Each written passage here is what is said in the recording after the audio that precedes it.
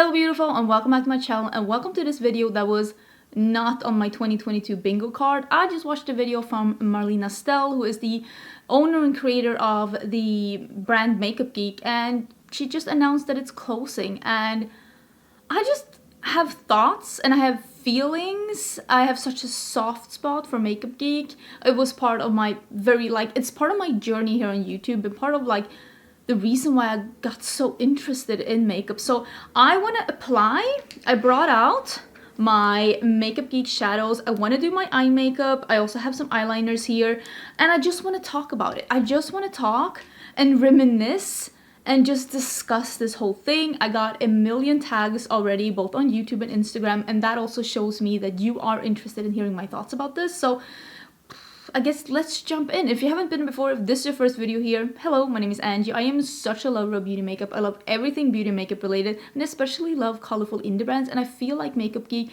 truly was a pioneer within that whole sphere. So if you want to see some more makeup videos, don't forget to subscribe because I do upload 5 videos a week. Although this one is my 6th video this week, so oops. I'm not going to really be talking about which shades I'm using for Makeup Geek. I'm just going to be showing you. I brought out my old palette. This is the old formulation for Makeup Geek, and I did save some of my favorites, and some of these are new as well. I'm Peachless. Look at this one. This is Cupcake. I hit pan on an eyeshadow. Me, Angelica Nyqvist. I hit pan on an eyeshadow, and it's Cupcake, Mai Tai, Blacklight, this one Limelight. Oh my god, I used to love this one. Like, there are so many, like Poppy, this one that's here. Woo! Oh my god, so many of these shadows that I truly really loved. So I'm gonna use some of the older ones as well, but I'm gonna use some of the newer mattes. This one is the colorful ones. Here's one of the things that I think that Makeup Geek did wrong. Let me this is me speculating. These are the neutral ones. I'm probably not going to be using these. Or maybe I should start. Let me start with my story with Makeup Geek, and then I'll get into what I think as just a consumer, because at the end of the day I am a makeup consumer. Even though some of these I received as PR, I am an affiliate with Makeup Geek, which of course is going to be ending now that they're closing down. But at the end of the day, I am a makeup lover. I am a makeup user. So I'm just going to be talking about this as a makeup consumer. But I will put the shadows that I'm using down below. They're having a closing sale right now. I will put a link to it. They're doing 40% off, and I'm just so sad that they're closing. Here's the thing. I did my first video about Makeup Geek in October of 2015. Yes, I've been on YouTube that long. And I did a video about the Duochrome collection, and I am going to be using some of those shades. Those very shades, they're still in my collection, and I do ruthless declutters, and still those shades are in my collection. Because I truly do love Makeup Geek. I truly do love the formula, and I had only had my channel for about 2 months, on YouTube, when I did my first video about the Makeup Geek Duochromes. Makeup Geek was one of the first brands that I heard about that wasn't sold in stores in Sweden. And I actually heard about it from Linda Hallberg, you know, the Swedish celebrity makeup artist, and she is also an Instagrammer, and she has her own makeup brand, which is LH Cosmetics, and she showed on her blog that she bought some from Makeup Geek. And then I got into the YouTube sphere, and I noticed that a lot of the American YouTubers were talking about Makeup Geek and Marlena Stell. This is probably one of the first influencer owned brands that really hit it big. She was really she crawled so the rest of y'all could run. That's literally what it was. And she was truly just making good quality. The quality of Makeup Geek eyeshadows has always been great. Good quality eyeshadows at a pretty reasonable price. Because back then, if you wanted to get single eyeshadows, it was like Makeup Forever or MAC, and those were expensive. And let's be honest, MAC eyeshadows, they were never really that good. They had a couple of things that were okay, but Makeup Geek just came in and showed that you can do something that's as good as that, but better. And I remember how smitten I was with the Duochrome shadows, because I hadn't really tried that many Duochrome shadows at that point, and I was just blown away by how something like that was like even able to exist. And with time I was able to get on the Makeup Geek PR list, and I am an affiliate with the brand, and it just has been such a journey for me because I've always been really loving Makeup Geek as a brand, loving Marlena as a brand owner and as an influencer, and I'm just so sad to see them go, because it's truly an end of an era for me, because it's one of the ways that I got started on this community. And now they're not going to be around anymore. I feel less bittersweet about this, probably even more than I did with Coastal Scents closing, because Coastal Scents was also like at the very beginning of my brand. And I feel like everything around me is evolving, and I'm like, am I I feel like that meme. Am I the drama? Like, am I the dinosaur? Am I the next one to go? Am I the one that doesn't fit in? But yeah, it does really make me sad, because I truly do love the brand. And like I said, I will link down below the site, because they're having a clearing out sale right now. Everything is 40% off. And I try to dig out all the things that I still have left from Makeup Geek. And like I said, this older palette, some of these shadows are 7 years old and they're still here, because I really love them. And I feel guilty for not talking about the brand more than I did, because they truly are, look at this line, truly are one of my favorite formulas. You always ask me about my favorite formulas, and it's really hard for me to say like, oh, this is my favorite, because sometimes some brands do some things good and not other things so good. But when it comes to eyeshadows, Makeup Geek has always been really consistent, and it's always been one of my favorite brands, and I'm just so sad to see them go. Okay, now I want to talk about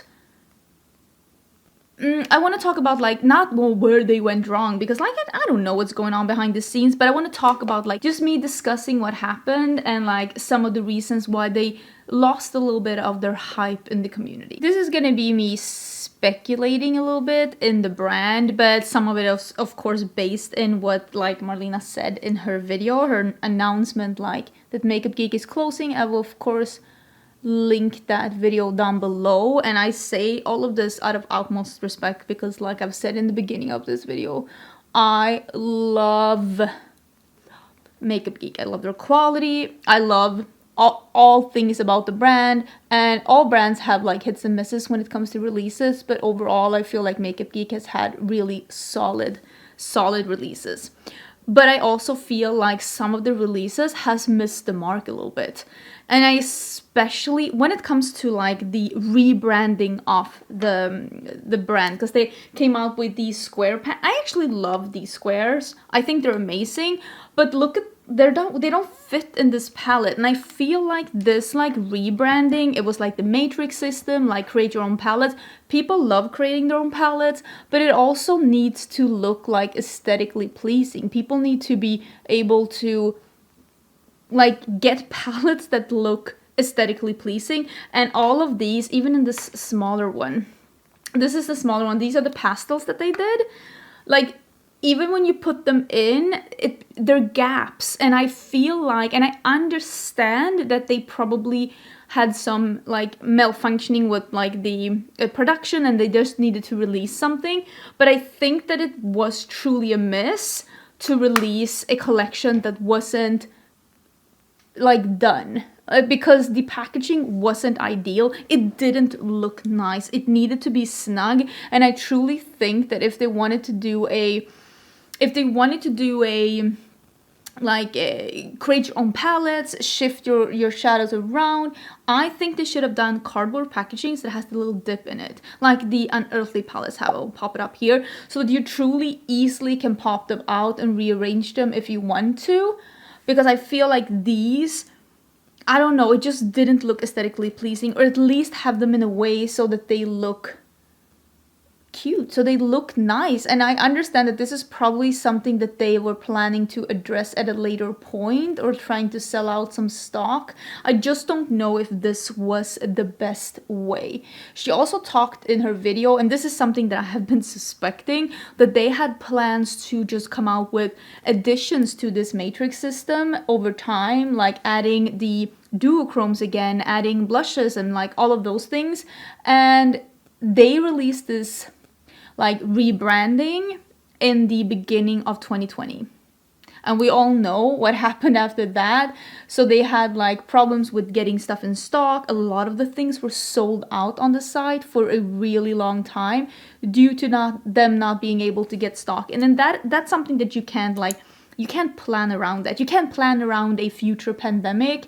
That's like impossible. Some brands were lucky and were able to get their stock in, and some brands have been truly unlucky and have been having a really hard time keeping their stuff in stock or getting their stuff produced. It all depends on like what factory you've been with, what country you've been producing in, and how busy the factory is that you're producing with. Because some factories are very busy, and if you were a very busy factory, they might prioritize someone else than you if they're running low on materials to make eyeshadows with and stuff like that. So, and I do know some brands that I know of behind the scenes are sharing factories with some really, really big dogs, and sometimes they have to wait because the big dogs have in their contracts that they get to go ahead. And I mean, at the end of the day, Makeup Geek is an independently owned brand, and even though it's not like super small, it's not super big either. And one of the biggest problems that they've had is that they have not been able to keep stuff in stock during these years, and they also have not been able to get those new things in, so that their matrix system was basically a bunch of matte shadows, some foils, and then just nothing more. And the industry, like the makeup industry, what people were excited about, first of all, is news. And if you don't have any news for a really long time, it becomes increasingly hard for the community to talk about you as a brand.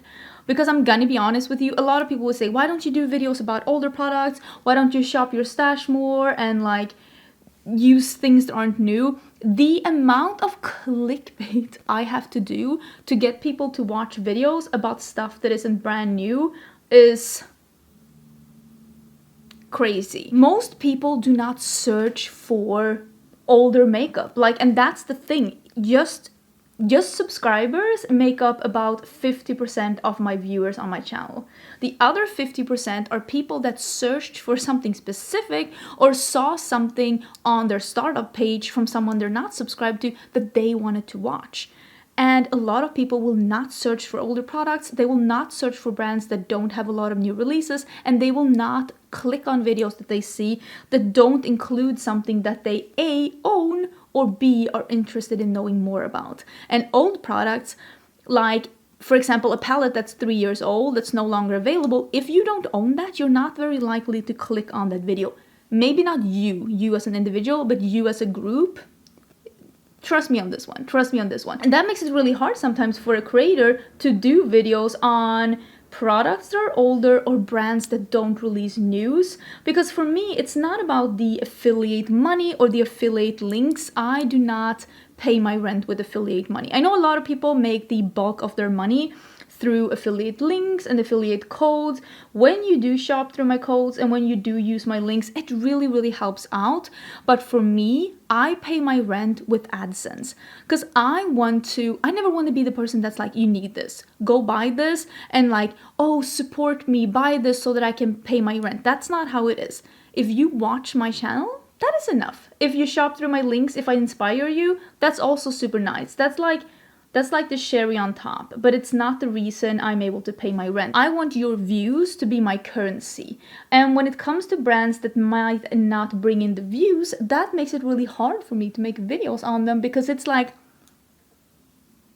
I need the views. The views is what I need. And different creators do this in different ways. Some people make the bulk of their money through affiliate links, and they will only do videos on stuff that they can link to, or stuff that is new or that are in stock. I mean, you can sometimes see people doing videos about this one is back in stock or stuff like that, and it's because that's their way of making money, because people are searching for that when they see a favorite come back in stock or when they see a brand have a sale or stuff like that. And there's nothing wrong with that, but for me, I might care more about views than I care about, am I able to link to this product? Because that's not the main concern for me. It's not a main concern for me if I can generate affiliate money. It's more a main concern for me, is this gonna get views? Are people genuinely interested in this brand, in this product?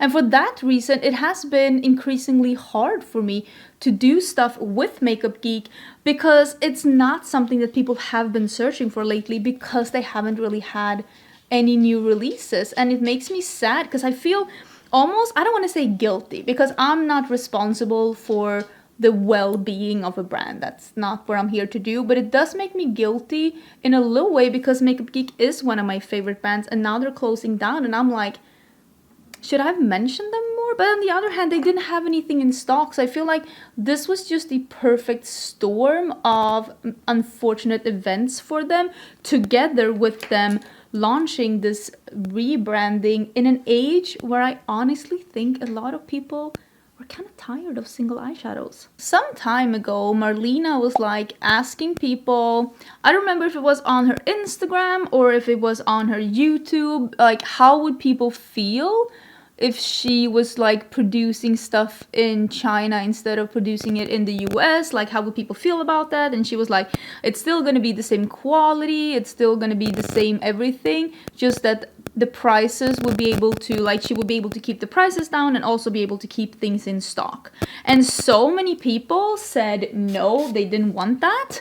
And I think that that probably came about because she was probably having a hard time keeping things in stock, keeping the prices down because of her painting herself into a corner with only producing in the US. And there's nothing wrong with that, but sometimes stuff happens like COVID and you kind of need to look at other places. Just look at like what Manny and Laura Lee did. They were basically just like, our stuff's made in China now. There was no other way. And I think that that probably would have been better for the brand had they just been like, this is what we had to do. We had to do this to keep the brand alive, to keep it where we are. And I think that they would probably have been better off explaining it afterwards than asking for permission. Because of course people are going to be like, no, we want it to be made like it's always been made, if they're not aware that the option is we might have to close down. By the way, this shade, Mai Tai, it is 7 years old. Almost. Well, it's 6.5 then. I'm trying to think of it. Me thinking. Wow. I'm also going to use Peachless. If you've been on my channel for a long time, you know how much I love this shadows. I'm really going to spray this and pack this on. Oh my god, Peachless. We used to be the biggest friend. This is the sheer iridescent peach duochrome before all the other brands started doing that, and this is truly such a beautiful shade. I've gotten so much use out of this one. It is that like, yeah, sheer iridescent peach duochrome, and Mai Tai is a pink to peach. They just go so well together with the red crease. I just really love these shades. And like I said, these single shadows, the shimmery ones, 6.5 years old.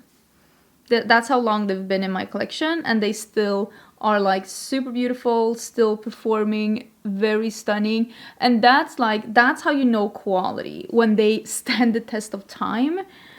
I don't know, I feel like this rebranding, it came at a time when people were just not into single shadows anymore. When I started out with YouTube, which is, again, about 7 years ago, that's when I started watching YouTube, 7 years ago. And I think I had my first video in August of 2015, and I started watching in, I want to say April, that's what I want to say. I want to say April, that's when I started watching YouTube.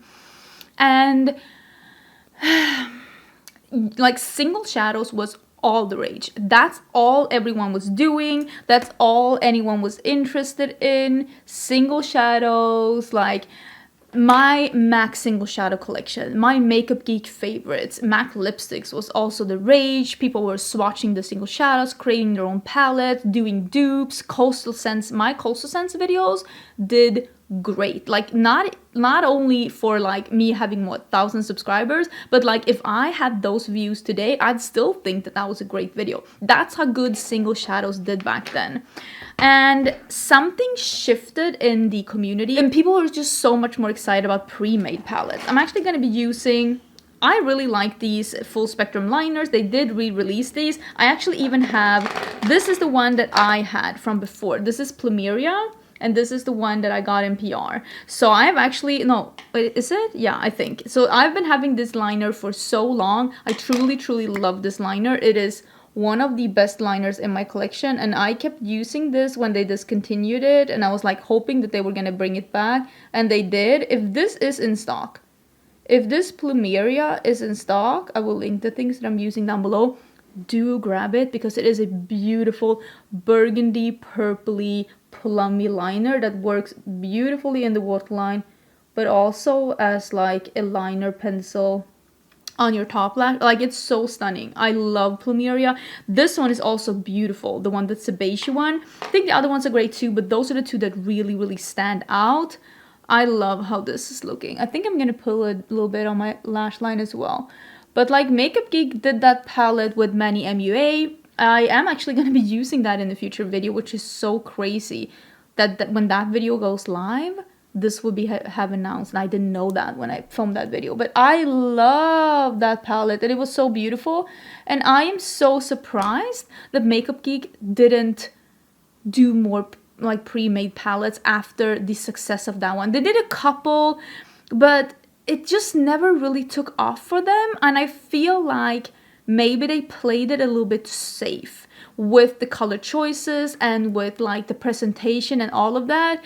And I feel like when we look at now what is really popular, it is usually stuff that is a little bit outside of the box, or something that has at least a little outside the box packaging. If it's too neutral with the too standardized packaging, it's really hard to get people to be super, super hyped about it, especially when you're not available at like Sephora or Ulta. I mean, Makeup Geek has been available at Target. I have not seen it in the Target that I've been at, but yeah, I feel like there was just this little oomph that was missing from the Makeup Geek line that they used to have before, but I don't want to say that they didn't keep up with the times, because maybe they did, but maybe they didn't 100% keep up with the trends so that people would keep talking about them. Okay, so the look is somewhat finished, and like I said, I will link the things down below, and hopefully some of these things are still in stock. I actually haven't used highlighter yet. I do have, this is one of my favorite highlighters of all time, and it is a little bit broken. It's called Psychedelic. I will try and see if I can show you what this one looks like, because it is a little bit broken. Like, look at this poor baby. This is a peach highlighter. Again, this was one of the first like duochrome highlighters that I tried, and it is just a beautiful wearable like duochrome highlighters because it is peachy. It is not like intensely white stripe on your cheeks. It just gives you a peachy, beautiful glow on your cheeks and wherever you want it. And it was just the most wearable duochrome like iridescent colored highlighter ever, and it's so pretty. And I don't even know if I have anything in my collection that's like this, because I don't know if it shows off on camera, but it truly is a peach. It is just so pretty, and I really love the highlighter formula from Makeup Geek as well. I think it's really beautiful. I don't have any blushes left. I know I had a contour and I did use that a bit, but I stopped contouring, so I actually decluttered all of my contour products from my collection. But like the powder products that Makeup Geek has had is same with the loose pigments. I actually gave my Makeup Geek loose pigments to a friend because they're also really, really nice. It's just, people weren't that excited about loose pigments anymore. People weren't that excited about loose like single eyeshadows. I think that what Makeup Geek probably should have done, and this is me speculating, taking a stab in the dark, I think that what they should have done with the reformulation is that they should have gone the Lethal Cosmetics route, because they had a really good palette builder tool, but they should have probably had palettes that were fitting the shadows a little bit more snugly, that had that hole that you can poke them out at the like the backside, or like Alien Cosmetics, the little divot that you can poke them out. I think that the palettes from Makeup Geek are really pretty, like these that have a see-through lid. These are truly stunning, but you can see they fit the round pans beautifully, but then I'm guessing they had a lot of stock left, and when they switched to the square pans, they just didn't look that good anymore. And that's also one of the biggest problems, that after the rebranding, it looked a little more ad hoc than it did before, and I don't think that that was a good look, and I honestly think that they should have probably made more pre-made palettes instead of coming up with all of these matte shadows to begin with, and just built out the collection like collection by collection, like Lethal Cosmetics is doing, instead of just relying too much on the build your own palette thing. Because I think, and this again is me guessing, most people are interested in pre-made palettes, but the people that do want to buy singles, they can do that from Lethal Cosmetics if you still want to do singles. But I am guessing that they are making so much more money from their pre-made palettes than their singles at this point. And I think that maybe when it came to this business idea with single shadows, I think that Makeup Geek probably put their eggs in the wrong basket, because I know that there are people out there that are super interested in single shadows, but not nearly enough people that are interested in already pre-made palettes. And that's just the name of the game. I think the hype that was around single shadows, that was a 2015, 2016 kind of a thing. And that hype, that level of hype for single eyeshadows, I don't know if it's coming back. I don't know if it's coming back. I would love to hear your thoughts down below. Again, if you were interested in something Makeup Geek, I would definitely recommend most of their things, to be honest. I really do love the brand. I'm sad to see them go, and they're having, like I said, a really great sale. I will leave a link down below, but I would love to hear your thoughts. I am not surprised to see more brands go, and I think even more brands will probably go. And I think that one of the biggest factors isn't necessarily that people are buying less makeup. I think that one of the biggest problems or obstacles for brands to overcome during this chaotic couple of years that we're having right now is that there is a problem with the supply chain, a problem with the delivery chain, which is causing a lot of brands to be out of stock and out of news for a really long time. And when it comes to the makeup community, if you don't hear about it, if you don't see it, it just doesn't exist. It just doesn't exist. So yeah, let me know your thoughts down below. I hope you're having an amazing day, and I will see you again tomorrow for my member exclusive tutorial. This was a bonus video, and I will also see you on Monday for a new video. Bye!